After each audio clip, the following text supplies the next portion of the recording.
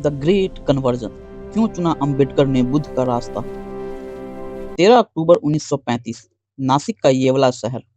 एक गूंजती हुई आवाज ने पूरे देश को हिलाकर रख दिया। Doctor B R. अंबेडकर ने घोषणा की, मैं हिंदू पैदा तो हुआ हूं लेकिन हिंदू मरूंगा नहीं।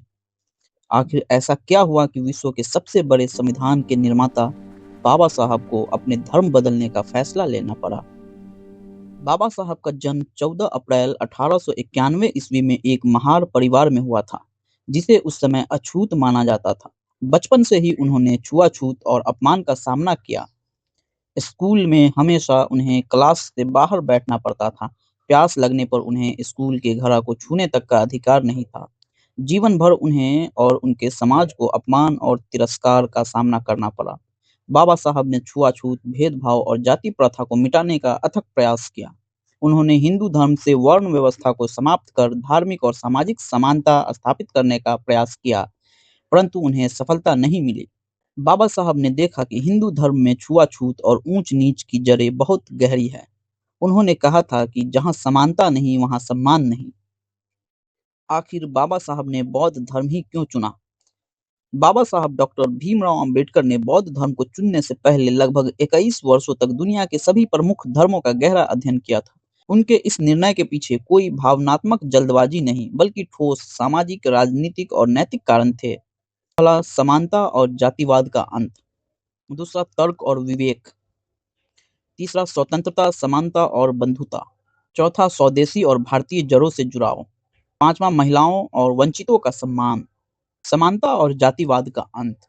हिंदू धर्म की वर्ण व्यवस्था और छुआछूत से बाबा साहब बेहद आहत थे। उनका मानना था कि जिस धर्म में इंसान को इंसान नहीं समझा जाता, वहां सम्मान के साथ जीना असंभव है। इसके विपरीत बौद्ध धर्म बहुजन हिताय, बहुजन सुखाय के सिद्धांत पर आधारित था, जहां कोई जाति या ऊंच नीच नहीं था। तर्क और विवेक। बाबा साहब एक आधुनिक विचारक थे।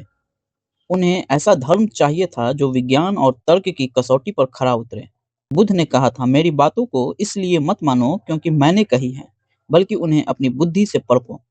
यह स्वतंत्रता बाबा साहब को बहुत प्रभावित कर गई, क्योंकि अन्य धर्मों में ईश्वर या शास्त्रों को चुनौती देना वर्जित था। स्वतंत्रता, समानता और बंधुत्व। बाबा साहब फ्रांसीसी क्रांति के इन तीन सिद्धांतों के समर्थक थे। उन्होंने पाया कि ये तीनों मूल्य बौद्ध धर्म के मूल आधार है। प्रज्ञा, विजडम, अंधविश्वास का अंत। दूसरा, करुणा, दूसरों के प्रति दया। तीसरा, समता, समाज में बराबरी। स्वदेशी और भारतीय जड़ों से जुड़ाव। बाबा साहब ने इस्लाम और ईसाई धर्म पर भी विचार किया था, लेकिन उन्होंने बौद्ध धर्म को इसलिए प्राथमिकता दी क्योंकि यह भारतीय मिट्टी में जन्मा था। नहीं चाहते थे कि धर्मांतरण के बाद उनके अनुयायियों की निष्ठा भारत के बाहर किसी पवित्र स्थान जैसे मक्का या वेटिकन से जुड़ी रहे। वे एक ऐसा धर्म चाहते थे जो भारतीय संस्कृति का हिस्सा हो और देश की अखंडता को बनाए रखे।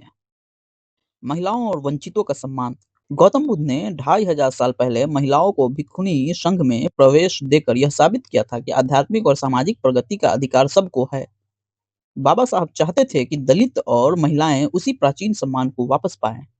14 अक्टूबर 1956 नागपुर की वो ऐतिहासिक सुबह, विजयदशमी के दिन, बाबा साहब ने सफेद वस्त्र धारण किए और अपने 5 लाख अनुयायियों के साथ बौद्ध धर्म की दीक्षा ली।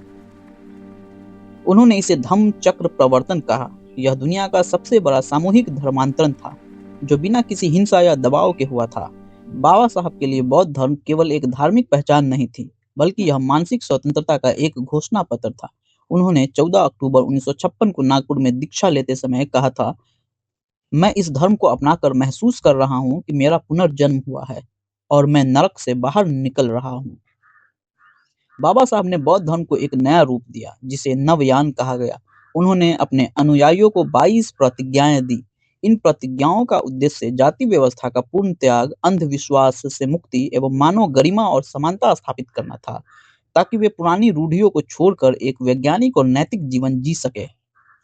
बाबा साहब के लिए धर्म बदलना सिर्फ पूजा करने का तरीका बदलना नहीं था, बल्कि अपनी पहचान और आत्मसम्मान को वापस पाना था। आज करोड़ों लोग उसी धम्म की राह पर चलकर एक गरिमामय जीवन जी रहे हैं। इसी तरह की और वीडियो के लिए इस वीडियो को लाइक, शेयर और चैनल को सब्सक्राइब करें और कमेंट में जय भीम जरूर लिखें। जय हिंद।